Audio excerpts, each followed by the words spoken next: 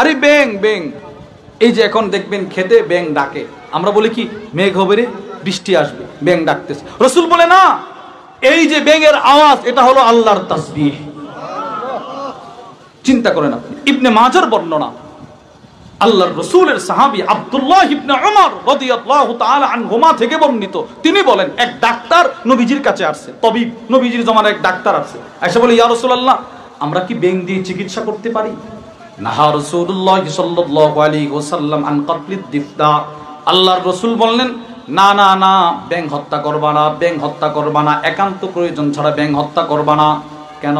আল্লাহর নবী বলেন নাকিকুহা তাসবিহ, ব্যাঙ যে আওয়াজটা করে, আওয়াজটা তোমরা তো দেখো একটা সাধারণ আওয়াজ, আমি রাসূলেরকে জিবরিল বলে দিয়েছে ব্যাঙের আওয়াজটা হলো সরাসরি আল্লাহর তাসবিহ। সুবহানাল্লাহ সুবহানাল্লাহ সুবহানাল্লাহ সুবহানাল্লাহ, আলহামদুলিল্লাহ আলহামদুলিল্লাহ আলহামদুলিল্লাহ আলহামদুলিল্লাহ, আল্লাহু আকবার আল্লাহু আকবার আল্লাহু আকবার। এই জন্যে সমস্ত ইবাদতের মূল ভিত্তি হলো আল্লাহর জিকির।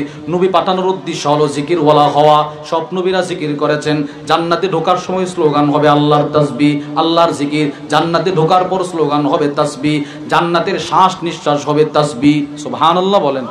তাহলে ফেরেশতারাও পড়ে তাসবিহ, মেঘের গর্জন তাসবিহ, পাখিদের ডানা ঝাপটানো তাসবিহ, পাখিদের আওয়াজ হলো তাসবিহ, খাবার তাসবিহ পড়ে, কঙ্কর তাসবিহ পড়ে, পিপিলিকা তাসবিহ পড়ে, উট গাধা ঘোড়া উট ছাগল বকরি তাসবিহ পড়ে, ব্যাঙ তাসবিহ পড়ে।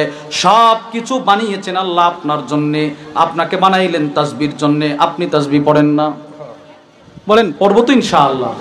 নিয়ত করেন পড়ব তো ইনশাআল্লাহ।